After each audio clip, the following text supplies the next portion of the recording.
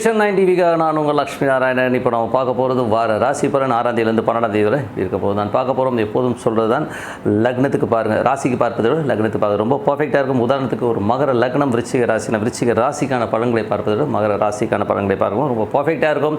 முதல்ல புது பலன்கள் வரும், அதுக்கப்புறம் தசாபுத்தி பலன்கள் வரும். ஸோ தசாபுத்தி பலன்கள் வந்து எப்படி பார்க்கணும்னா, உங்களுடைய தசாபுத்தி பலன்கள் என்ன நடக்குதோ ஸோ அதை வச்சு மேட்ச் பண்ணி பார்க்கும்போது ரொம்ப பர்ஃபெக்டாக இருக்கும். இந்த வீடியோட டிப் ஆஃப் த வீக் இருக்குது, மறக்காமல் பாருங்கள். சிம்மராசி. ஸோ சிம்மராசிக்கு வந்து எப்படி இருக்கணும், உங்களோட ராசி அதிபதி சூரியன் வந்து பார்த்தீங்கன்னா உங்களுக்கு வந்து 9ல் இருக்கார். ஸோ 9 பாதகஸ்தானம் உச்சமாக இருக்கிறார். உச்சமாக இருக்கிறது வந்து ரொம்ப நல்ல விஷயம் தான். ஸோ நல்ல விஷயங்கள் போது அது வந்து உங்களுக்கு சுக்கிரனுடைய சாரத்தில் இருக்குங்க. ஸோ தொழில் ரீதியான விஷயம், நல்ல லாபங்கள் எள்ளி தருவதற்கான வாய்ப்பு, நிறைய பிரயாணங்கள் மேற்கொள்வதற்கான வாய்ப்புகளும் ரொம்ப நல்லா இருக்குங்க. ஸோ அது வந்து பார்த்திங்கன்னா நிறைய பேர் சிறு தூர பிரயாணம் பண்ணலாம், சில பேர் கடற்கடந்து பிரயாணம் பண்ணுறதுக்கான வாய்ப்புகள்லாம் ரொம்ப நல்லா இருக்குது.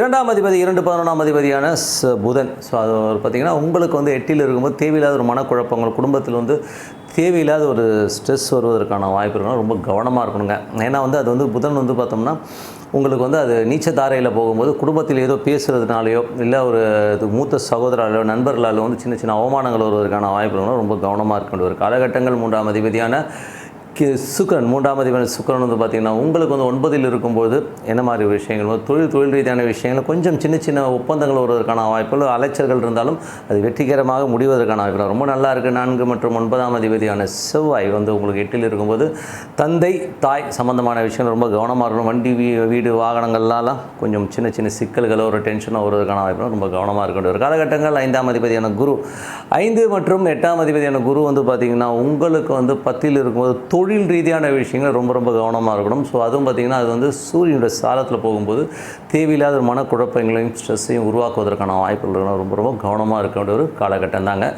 அதுக்கப்புறம் பார்க்கும்போது உங்களுக்கு வந்து ஏன்னா 5 10 கெட்டாகிடும். ஸோ அப்படி இருக்கும்போது ரொம்ப ஜாக்கிரதையாக இருக்கணும். தொழில் செய்பவர்கள் வந்து ரொம்ப கவனமாக இருக்க வேண்டிய ஒரு காலகட்டம். 6ஆம் அதிபதியான சனி வந்து 7ல் இருக்கும்போது வேலை சம்மந்தமானவர்களுக்கு நல்ல க்ரோத் கிடைப்பதற்கான வாய்ப்புலாம் ரொம்ப நல்லா இருக்குது.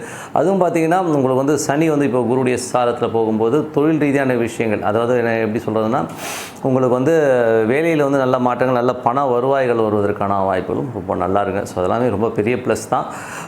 அதுக்கப்புறம் பார்க்கும்போது 7ஆம் அதிபதி, ஸோ 6ஆம் அதிபதி 7 இருந்து அது வந்து 8ஆம் அதிபதியுடைய சாரத்தில் போகும்போது கொஞ்சம் கணவன் மனைவிக்கு உள்ள ஒரு சின்ன கருத்து மோதல்கள் வருவதற்கான ரொம்ப கவனமாக இருக்க வேண்டிய ஒரு காலகட்டங்கள். அதுக்கப்புறம் வந்து உங்களது 9ஆம் அதிபதி, ஸோ 9ஆம் அதிபதி செவ்வாய் வந்து பார்த்திங்கன்னா உங்களுக்கு வந்து செவ்வாயை பொறுத்தவரை வந்து அது 8ல் இருக்கும்போது தந்தை சார்ந்த உறவுகள், வெளிநாட்டில் இருக்கவங்கள வந்து சின்ன மன உளைச்சல் வருவதற்கான வாய்ப்பு இருக்குன்னு ரொம்ப கவனமாக இருக்கின்ற ஒரு காலகட்டங்கள். தொழில் ரீதியான விஷயங்கள் வந்து 10ஆம் அதிபதி சுக்கிரன் உங்களுக்கு வந்து 9ல் இருக்கும்போது வெளிநாட்டில் இருக்கவங்கள வந்து ஒரு சிறப்பான பலன்கள், நல்ல விஷயங்கள், நல்ல வருமானங்கள், புதிய முயற்சிகள், புதிய வெற்றிகள் இருக்கும். ஆனால் கொஞ்சம் அலைச்சல்கள் ஜாஸ்தி இருக்குங்க. ஸோ அது வந்து தவிர்க்க முடியாத ஒரு விஷயமாக இருக்கும். மற்றபடி வந்து பார்த்திங்கன்னா உங்களுக்கு வந்து 11ஆம் அதிபதியான புதன் 8ல் இருக்கும்போது கொஞ்சம் கவனம், நண்பர்கள் சார்ந்த விஷயங்கள் ரொம்ப கவனமாக இருக்க வேண்டிய காலகட்டங்கள். ஏன்னா வந்து அதனால் சின்ன மன வருத்தங்கள் வருவதற்கான ஆய்வுலாம் கொஞ்சம் பார்த்து நடந்துக்கணும். ஸோ இதுவரை வந்து பார்த்திங்கன்னா 10 பொது பலன்கள். இப்போ பார்த்தீங்கன்னா தசாபதி பலன்கள் எப்படி இருக்குன்னு பார்ப்போம். உங்களுக்கு வந்து சிம்ம லக்னமாக இருந்து சூரிய தசாபதி அந்த நடக்கணும். வந்து சூரியன் வந்து பார்த்திங்கன்னா உங்களுக்கு வந்து இப்போ இருக்கிறதுல வந்து பார்த்திங்கன்னா உங்களுக்கு வந்து 9ல் இருக்கிறார். ஸோ 9ல் இருக்கும்போது என்ன மாதிரி விஷயம், நல்ல ஏற்றங்கள், நல்ல வெற்றிகள் எல்லாம் கிடைப்பதற்கான வாய்ப்புலாம் நல்லா இருக்குது. மற்றபடி வந்து பார்த்திங்கன்னா சிம்ம லக்னமாக இருந்து சந்திர தசாபத்தி அந்த நடக்கும் ரொம்ப சிறப்பான பலன்கள், நல்ல வெற்றிகள், நல்ல விஷயங்களாக இருக்கும். கொஞ்சம் அலைச்சல்களை மட்டும் தவிர்க்க முடியாத ஒரு விஷயமாக தருவும். சிம்ம லக்னமாக இருந்து செவ்வாய் தசாபத்தி அந்த நடக்கணும். செவ்வாய் 8ல் இருக்கும்போது தாயார் தந்தையார்னால ஒரு சின்ன ஒரு மன உளைச்சல்களோ ஒரு டென்ஷனோ வருவதற்கான வாய்ப்பு இருக்குன்னா ரொம்ப கவனமாக இருக்க ஒரு காலகட்டம் தாங்க. சிம்ம லக்னமாக இருந்து ராகு தசாபத்தி அந்த ராகு வந்து புதனுடைய சாரத்தில் 8ல் இருக்கும்போது கொஞ்சம் கோபதாபங்கள், பெரிய பணம் வரலைங்கிற ஒரு இயக்கங்கள், அதனால் ஒரு டென்ஷன் வருவதற்கான வாய்ப்புகளும் கொஞ்சம் கவனமாக இருக்கணும். மூத்த சகோதர சம்பந்தமான விஷயங்கள், வீட்டில் உள்ள குடும்பத்தாராலேயோ ஒரு மன உளைச்சல்கள் வருவது, அவமானங்கள் ஏற்படுவதற்கான வாய்ப்புகளும் ரொம்ப கவனமாக இருக்கின்ற ஒரு காலகட்டம் தாங்க. மற்றபடி வந்து பார்த்திங்கன்னா சிம்ம லக்னமாக இருந்து குரு தசாபத்தி அந்த நடக்கணும். குரு வந்து பார்த்திங்கன்னா உங்களுக்கு வந்து 8ஆம் அதிபதியாக இருந்தாலும் அவர் வந்து இப்போ 10ல் இருக்கும்போது தொழில் ரீதியான விஷயங்கள் கொஞ்சம் கவனமாக இருக்கணும். ஸோ தொழிலில் வந்து ஏதாச்சும் ஒரு மன உளைச்சலோ டென்ஷனோ அதீதமாக அகலக்கால் வச்சு மாட்டிக்கிறதுக்கான வாய்ப்பு இருக்கணும். ரொம்ப கவனமாக இருக்க வேண்டிய காலகட்டம் தாங்க. சிம்ம லக்னமாக வந்து சனி தசாபத்தி அந்த நடக்கணும். சனி பகவான் வந்து பார்த்திங்கன்னா உங்களுக்கு ஏழிலிருந்து குருடைய சாரத்தில் போகும். ரொம்ப கவனமாக இருக்கணும். ஸோ கணவன் மனைவிக்கு நடுவிலும் சின்ன சின்ன மன உளைச்சல்கள் வருவதற்கான வாய்ப்புகள் ரொம்ப கவனமாக இருக்கக்கூடிய ஒரு காலகட்டம் தாங்க. சிம்ம லக்னமாக இருந்து புதன் தசாபுத்தி அந்த நடக்கும் 8ல் உள்ள புதன் வந்து சின்ன சின்ன மனக்கசப்புகளையும் டென்ஷனையும் உருவாக்கிடும். ஸோ பெரும் பணம் சம்பாதிக்கணுங்கிற விஷயத்தில் போய் ஏதாவது ஏடாவிடமாக மாட்டிக்கிறதுக்கான வாய்ப்புகளும் ரொம்ப கவனமாக இருக்கக்கூடிய ஒரு காலகட்டங்கள். சிம்ம லக்னமாக இருந்து கேது தசாபுத்தி அந்த 2ல் உள்ள கேது வந்து சந்திரனுடைய சாரத்தில் போகும்போது கொஞ்சம் அந்த டென்ஷன் ஸ்ட்ரெஸ்ஸு கொஞ்சம் அலைச்சல்கள் சில பேருக்கு ஏற்படுவதற்கான வாய்ப்பு. வீட்டில் உள்ளவங்க வந்து வெடுக்குன்னு பேசினா கொஞ்சம் சின்ன டென்ஷன் வருவதற்கான வாய்ப்பு ரொம்ப கவனமாக இருக்கணும்.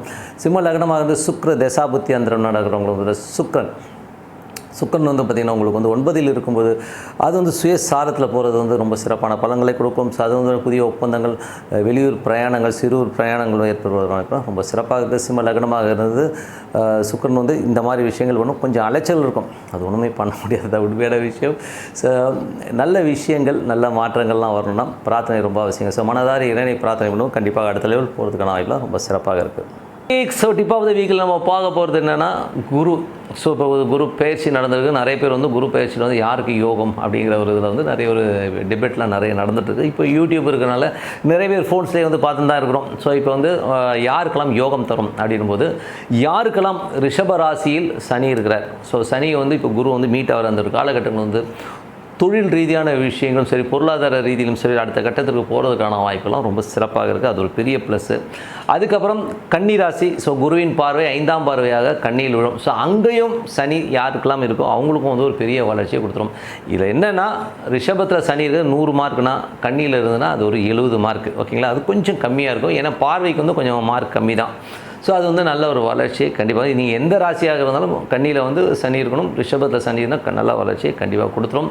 அதுக்கப்புறம் உங்களுக்கு வந்து அது 7ஆம் பார்வையாக குரு வந்து பார்க்குறது பார்த்திங்கன்னா விருச்சிகத்தை பார்க்குறாரு. அங்கேயும் சனி இருக்குன்னு வைங்களேன். சனி குருவுடைய அந்த காம்பினேஷன்ஸ் உங்களுக்கு வந்து தொழில் ரீதியான விஷயம், நல்ல ஏற்றங்களையும் பொருளாதாரத்தையும் நல்ல ஒரு மாற்றங்களையும் கொடுப்பதற்கான வாய்ப்புலாம் ரொம்ப நல்லா இருக்குது. ஸோ அதுக்கப்புறம் 9ஆம் பார்வையாக மகரம். ஸோ மகரத்தில் உள்ள சனியை வந்து இந்த குரு பார்க்குறாருன்னு வைங்களேன். மகரத்தில் இப்போ உங்களுக்கு சனி இருக்குது ஜனனகால ஜாதகத்தில்னா உங்களுக்கு வந்து அந்த குருவின் பார்வை சிறப்பான ஏற்றங்கள், தொழில் நல்ல ஒரு அடுத்த கட்டத்திற்கு போகிறதுக்கான வாய்ப்புகள், நிறைய மாற்றங்களை கொடுத்து பெரிய ஒரு லெவலில் கொண்டு போவாங்க. ஸோ இது வந்து உங்களோட ஜனகால ஜாதகத்தில் கண்டிப்பாக இருக்குன்னா சூப்பராக இருக்கும். ஒரு பொருளாதாரத்துக்கு ஒரு பெரும் பணம் யாருக்கு வரும் அப்படிங்கிறதையும் இப்போ சொல்லிடுறேன். ஸோ இது வந்து பார்த்திங்கன்னா ரிஷபத்தில் யாருக்கெல்லாம் சுக்கிரன் உங்களுக்கு ஜனனகால ஜாதகத்தில் இருக்கும், ஸோ அவங்களுக்கு இந்த குரு பயிற்சி வந்து பார்த்திங்கன்னா ஒரு பெரும் பணத்தை கண்டிப்பாக கொடுத்துருங்க. இது வந்து எல்லா ராசிக்காரும் யாருக்கு வேணால் இருக்கட்டுங்க. அங்கே ரிஷபத்தில் வந்து சுக்கிரன் இருக்கா, குரு சுக்கிரன் எடுத்துக்கிட்டிங்கன்னா நிறைய பேர் வந்து கான்ட்ரவர்சி என்ன சொல்லுவாங்க, இது தேவகுரு அசுரகுருன்ற மாதிரி கான்ட்ரவர்சிஸ்லாம் இருக்குது. ஸோ அப்படி இருந்தாலும் ஒரு பெரும் பணம்னாலே குரு சுக்கிரன் தான். ஸோ ஒரு பெரும் பணம் கிடைப்பதற்கான ரொம்ப நல்லா இருக்குது. இதெல்லாம் யோகங்கள். ஸோ நல்லபடியாக இருங்க, நல்ல ஒரு பிரார்த்தனை பண்ணுங்கள், சிறப்பான வாழ்க்கை வர இறைவனை பிரார்த்தனை. உங்களிடம் விடைபெறுவது உங்கள் லக்ஷ்மி நாராயணன். நன்றி, வணக்கம்.